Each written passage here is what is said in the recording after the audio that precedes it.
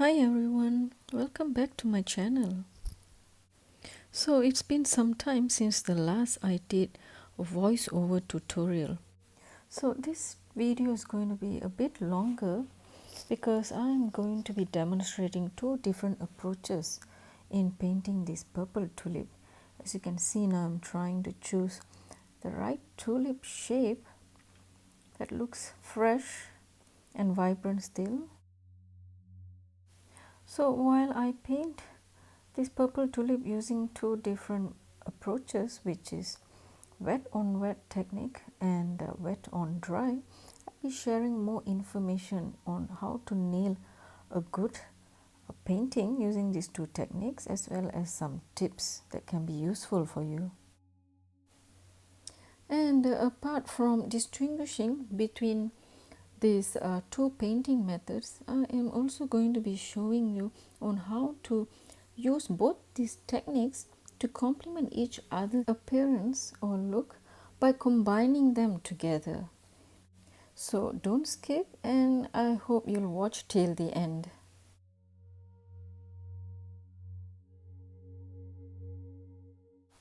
So I have pre-sketched both the tulips that I'm going to paint on an A4 sized watercolor paper, and I'll be using the same color palette so that you can observe the differences clearly based on the effects achieved using these two approaches. So I'm going to be using these four main colors for the painting, and will add on as we go through the process. So I am going to kickstart this demonstration with the wet on wet technique. And as the definition says, wet on wet, meaning you have to paint on a wet surface. So in order to do this, you will have to pre-wet the paper or the motif of your painting with clean water, and then start applying the preferred paint, wet paint, on the wet surface. As you can see, I am just pre-wetting the tulip head and start painting it, and will gradually move on to the leaves portion. So I'm going to apply in the first color, which is purple, and notice as soon as the paint mixture touches the wet surface, the color just spreads quickly, and I am quickly dabbing in excess water from my brush onto the paper towel, because I don't want a very watery consistency of my paint. And as I keep on painting, you can notice that the color glides in onto the tulip head effortlessly. It's like I don't need to make major brush strokes because of the wet surface, so the pigment easily spreads in onto the paper. One of the goals of using this wet on wet technique is to achieve a very smooth look, as well as to paint in a very relaxing manner, because the pre-wet surface does most of the thing to spread the color. So moving on, I am dropping in some magenta, just a small bit of it, to create some vibrancy in the petals of the tulip. And remember, in order to do this, you will have to make sure that the purple paint is still wet, because at the end of the day, this is still wet on wet technique. So you have to work a bit quickly while the purple paint is still wet. A little bit of lemon yellow towards the bottom of the tulip head where the stem meets.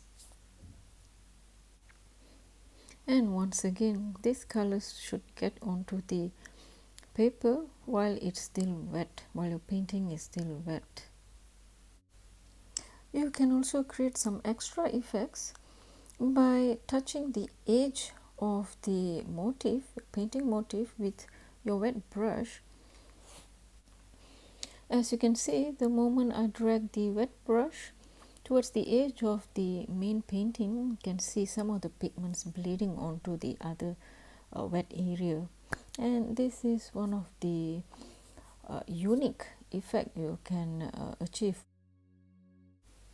Moving on, I am pre-wetting the stem and the leaf of the tulip. And the first color that I'm using is lemon yellow to give it some vibrancy. And it's always advisable to paint with more than one color so that the painting doesn't appear dull, especially when you're painting plants. It can be seen as an underpainting technique. Otherwise, mixing two colors in leaves or flowers gives it more character. And you can see here I've already applied the olive green for the leaf and remaining part of the tulip stem. And you will notice that these two color mix actually makes the tulip looks more lively and natural.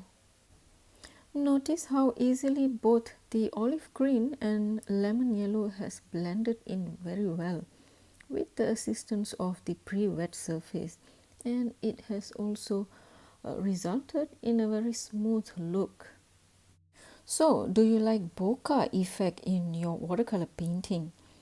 And I would say wet on wet technique helps you to nail a good bokeh effect. So simply pre-wet the area that you want to create the bokeh effect in your painting and quickly paint in those motifs that you intended to create using the same wet texture or wet consistency of your paint. As you can see here, I am quickly using the yellow and green mix to paint in an impression of other tulips behind the main tulip painting. As you know that bokeh is simply a washout effect on the background of a photo. So you can achieve this easily by using this wet on wet technique.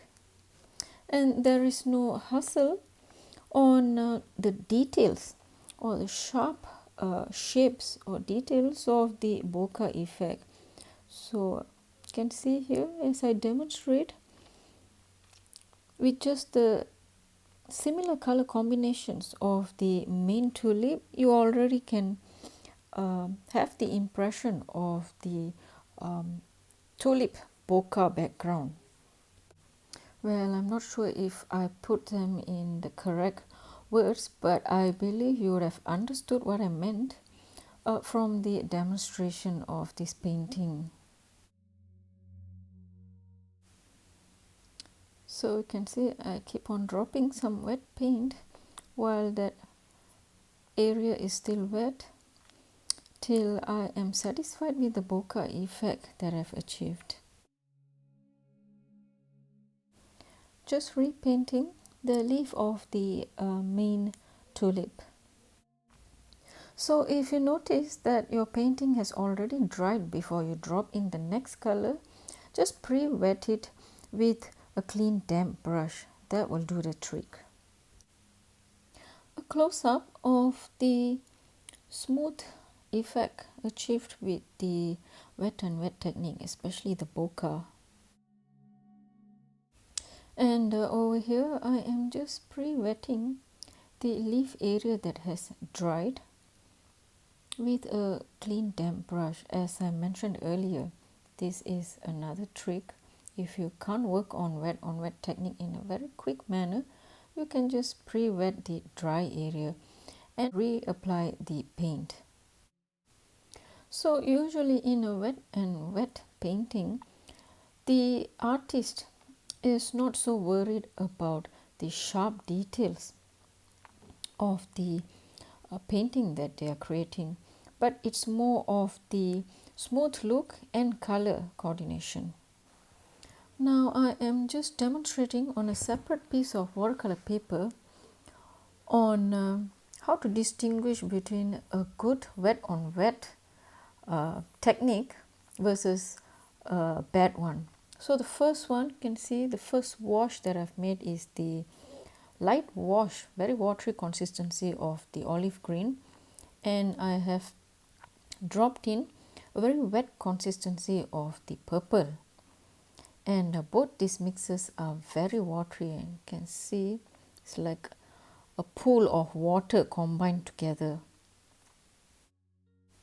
Now the second wash is a slightly thicker consistency of the olive green, not too much of water in it, mixed with the same consistency of the purple. And notice as I start mixing in the purple into the green, they don't seem to push each other's pigment because they contain less water, and both these colors seem to complement each other very well. So this is the type of mixture you would want to make or achieve when you attempt a wet on wet technique. You can notice there's still water in the first wash. So the top wash may take even longer to dry and cause warp on your watercolor paper. So the first layer of this tulip has dried, so I'm going to make the second layer of painting. Therefore, you can see me pre-wetting the layer once again with clean damp brush. And right now I am just dropping in the same purple mixture, and as you can see, since the surface is already pre-wet, once again the pigments are bleeding in very smoothly, and I have also speed up this painting process so it doesn't take very long for this demonstration to be over. However, since this is a second layer of painting that I am applying, I am very mindful with the area that I am applying the paint. What I mean is I am very much focused on the details that I am trying to create while I observe the actual tulip head that is next to my paper. Without paying too much attention on the details, I am just trying to distinguish or create a contrast between the separate petals so that it creates a more realistic looking tulip head.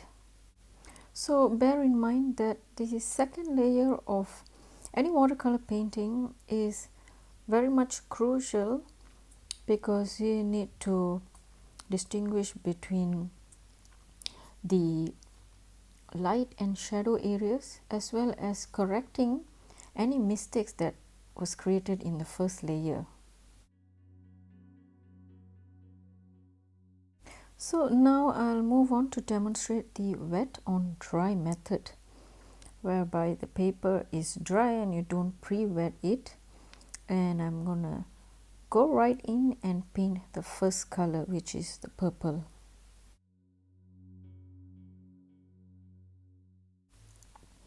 So notice as I apply the brush stroke, you will realize that the pigment doesn't flow smoothly onto the paper because there is no medium to move the color pigment except for the brush stroke.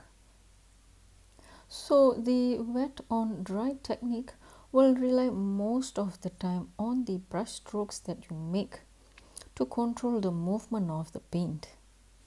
So if you prefer to make a painting which is very much controlled by your brush strokes, and you do not prefer to have some random movement of pigments, then wet on dry technique will be more suitable for you. So at this point you will notice that I have dropped in the second color, which is magenta, and as much as you would believe this being a wet on wet technique, since the purple paint was still wet, however, you would realize that the magenta doesn't bleed in quickly into the purple pigment, simply because the paper was not pre-wet. So I have to use a damp brush to allow the magenta to mix in with the purple layer. Moving on, I'm painting the stem of the tulip, also without pre-wetting the stem area. So it's just a wet consistency of the lemon yellow and apply it directly onto the dry painting motif.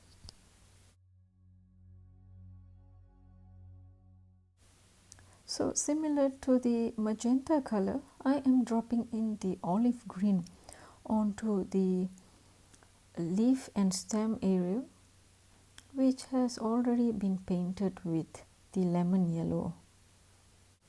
And as I mentioned earlier, I am relying solely on my brush strokes to create this color blend. As I notice the tulip head has dried, I am reapplying a second coat of the purple.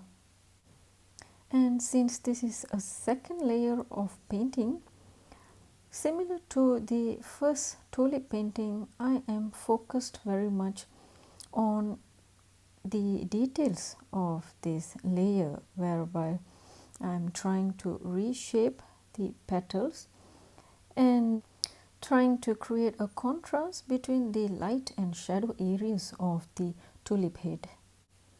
And notice as I create these details, it is much easier with my brush strokes since the surface of the paper is not wet. So I have full control of my brush strokes. Unlike in the wet on wet technique, where it was much more challenging to create the details. Which is why earlier in this video I mentioned that artists who prefer to make wet on wet painting are not so focused on the details.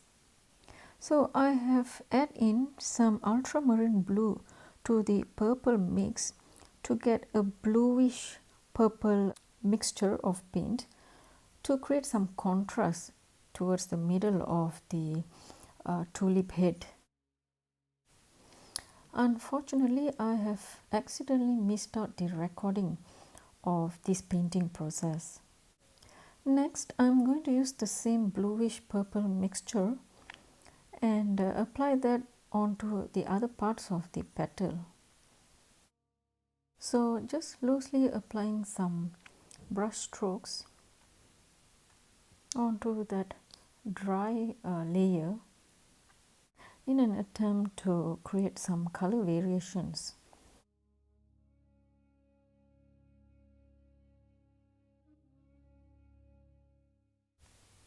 So moving on to paint the second layer for the leaf and stem area. Once again, a good mixture of olive green applied onto the dry surface of the painting. So how do you know if your color mix is good enough for your painting and not too watery? That is when you will be able to notice the visible amount of paint when you mix it on your mixing palette. You don't want a very watery consistency of paint because it will be too wet for you to control with your brush strokes on the painting.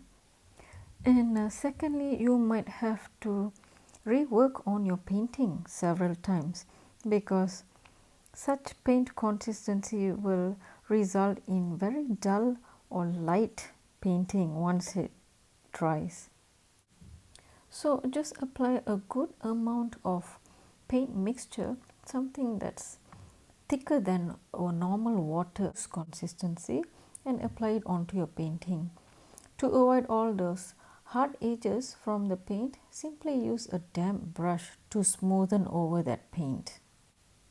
So right now we are roughly done with the main part of both the paintings, and comparing side by side, you will notice that the wet on wet technique has got a more smooth and well spread look on the paper, whereas the wet on dry looks very much controlled and sharp. In other words, stand alone and very stiff. Therefore, I am going to show you how can we integrate both this technique onto each other so that we have a much more balanced appearance. Starting off with the tulip from the wet on wet painting. So I'm attempting to balance up the look of this tulip by adding more details. Therefore, I am using the wet on dry technique to apply those finishing touches. So I am attempting to create the details on the petals by applying a good mixture of purple and applying it onto the dry painting. The dark purple creates a contrast against the outer petals of the tulip,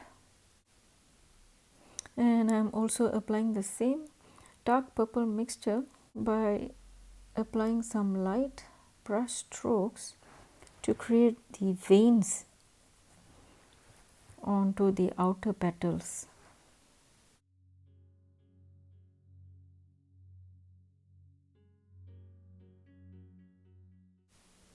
Next, I am just using a damp brush, a clean damp brush, to glaze the earlier paint that I applied. So moving on, I am attempting to create some more contrast or fine details on the leaves by applying the wet on dry technique, followed by glazing over those paint pigment using a damp brush, just as I did earlier on the tulip head.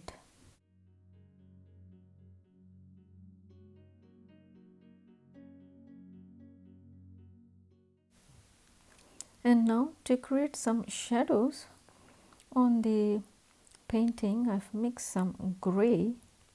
If you have your paint gray, you can use that directly. I just used a light mixture of ultramarine blue and burnt sienna to get this gray composition. And as I mentioned earlier, just giving some light washes of the shadows pigment that I applied with a very damp brush. So bear in mind the brush should not be soaked wet.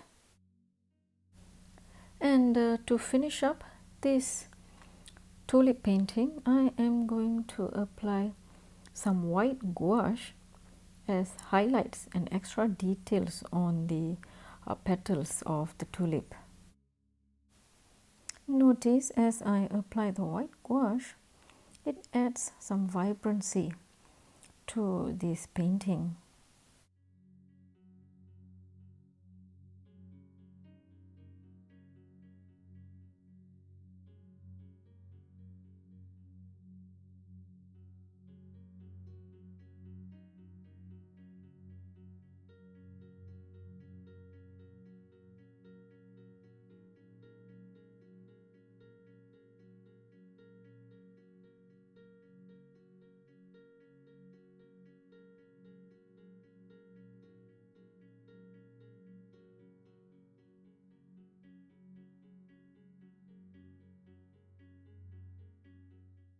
Alright then, now it's time for the finishing touches of this second tulip.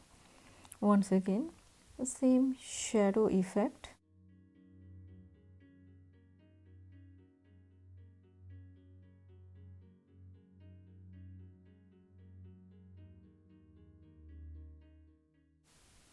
Some additional shadow effects on the leaves.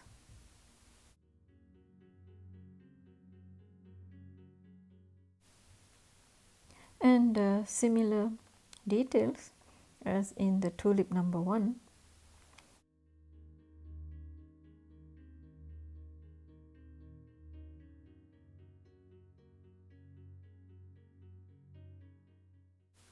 So I noticed that the petal, the inner petal which appears in the middle, needs some contrast. So I decided to repaint that petal with a darker shade of purple. And I am still using the wet on dry technique for this tulip.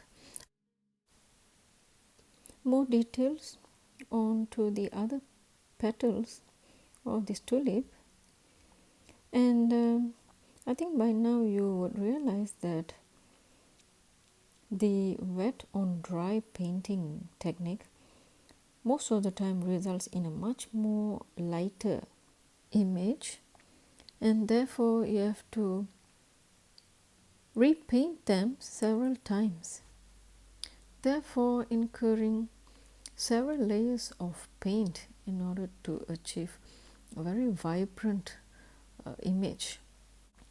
Hence the reason why some artists prefer the wet on wet technique. And once again I'm using white gouache as my final touches.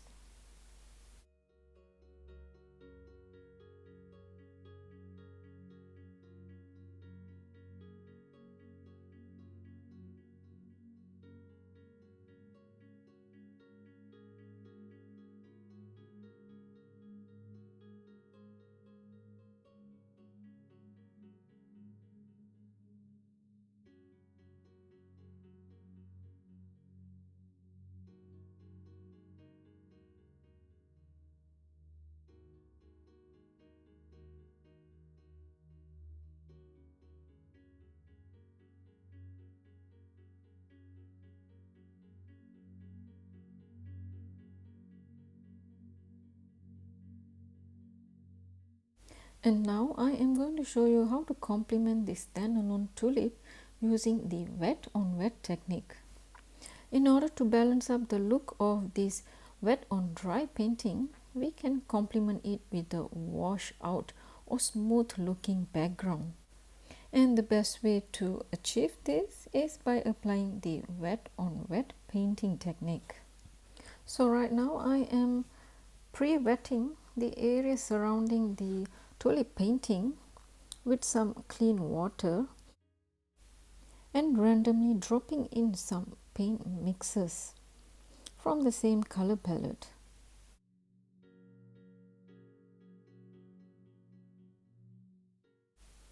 So just loosely paint in those colors onto the wet surface and watch the magic happen.